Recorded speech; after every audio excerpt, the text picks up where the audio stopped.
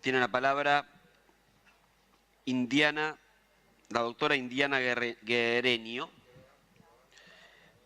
abogada en representación de la ONG Asociación Pensamiento Penal, presidenta, que es una ONG integrada por jueces y juezas, fiscales femeninos y masculinos, estudiantes, antropólogos, sociólogos y otros profesionales. Buenas tardes, muchas gracias por invitar a la Asociación Pensamiento Penal a participar de este debate histórico. Nuestro aporte consiste en mostrar cómo el sistema penal trata las causas por aborto y las consecuencias que ello genera. Las mujeres y las personas con capacidad de gestar, al decidir abortar, comienzan a transitar un camino que las puede conducir a la muerte, o en los casos en los que acuden a un hospital público en búsqueda de asistencia médica, en ejercicio de su derecho a la salud, ese camino las puede llevar a la prisión, que no es la muerte, pero se le parece bastante.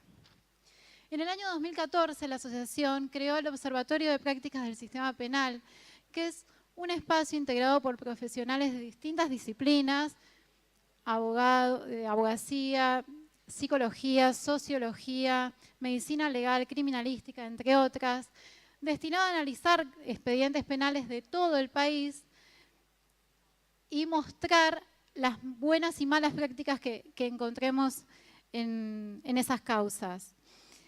A partir de un trabajo transdisciplinario realizado por el observatorio junto con el área género de la asociación, es posible concluir que, por un lado, la criminalización del aborto recrudece la selectividad propia del sistema penal, lo cual es intolerable en el marco de un Estado democrático de derecho. ¿Qué significa esto? El sistema penal se dirige la mayoría de las veces contra personas que son fáciles de atrapar, personas que por su condición social, económica, cultural, tienen serias dificultades para defenderse, incluso para conocer sus derechos. En este marco, una mujer o una persona gestante que acude al hospital público en ejercicio, insisto con esto, en ejercicio de su derecho a la salud, en búsqueda de asistencia médica, es una presa muy fácil de cazar, porque está en el propio ámbito estatal. Así la mujer es colocada entre la espada y la pared. ¿Por qué? Porque es obligada a elegir salvar su vida, acudir al hospital público y correr el riesgo de ser criminalizada, o no acudir al hospital público y morirse. De esta manera, el Estado está privilegiando la persecución penal, el castigo, por sobre el derecho a la salud de estas personas, lo cual es intolerable. Voy a repetir varias veces esto, en un Estado democrático de derecho. Por otro lado, hemos detectado que en los procesos penales por aborto se repiten patrones comunes de malas prácticas. Por malas prácticas entendemos a los actos o omisiones que llevan adelante las personas que trabajan en el sistema penal, que en su trabajo cotidiano, y que obstaculizan derechos fundamentales. Esos patrones comunes podemos sintetizarlos en 4. Primero, los malos tratos que reciben la mujer y las personas gestantes en el hospital. Cuando estas personas ingresan con la sospecha de haber sufrido un aborto, enseguida se da inmediata intervención policial.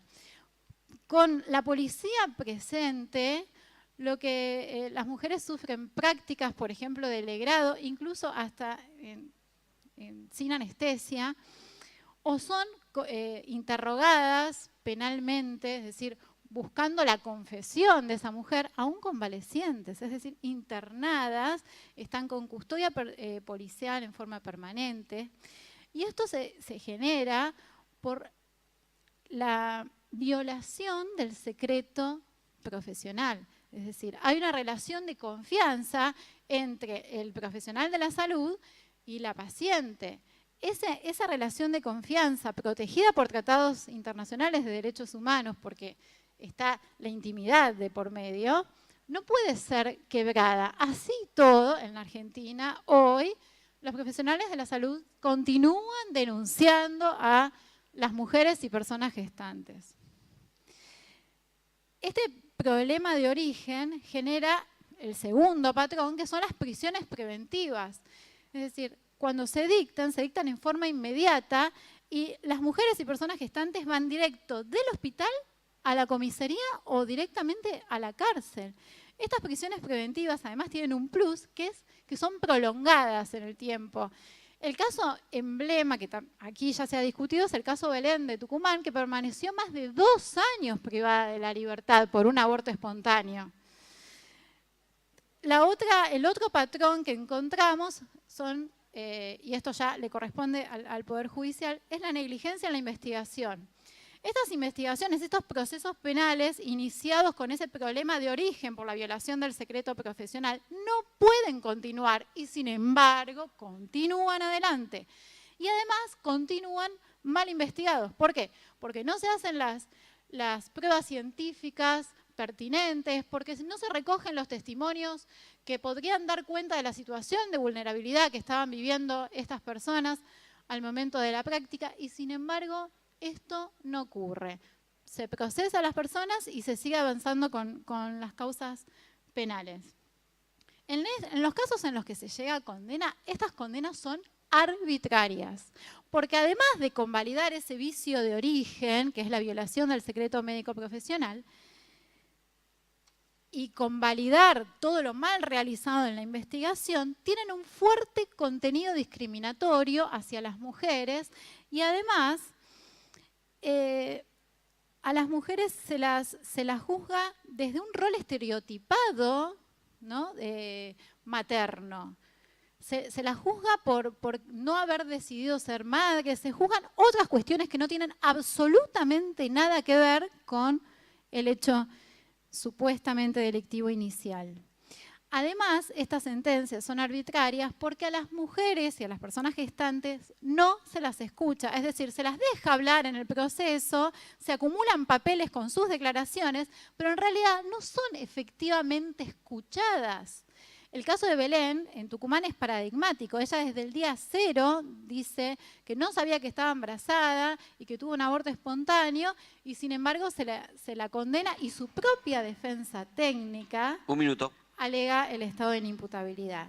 Para concluir entonces, tanto el recrudecimiento de la selectividad propia del sistema penal como los patrones comunes de malas prácticas llevan que se repiten a lo largo y ancho de todo el país, llevan a la Asociación Pensamiento Penal a adherir a la despenalización y legalización del aborto en pos de la vigencia del Estado Democrático de Derecho y para evitar que las mujeres y las personas con capacidad de gestar transiten ese camino siniestro entre el aborto y la muerte y entre el hospital público y la prisión. Muchas gracias.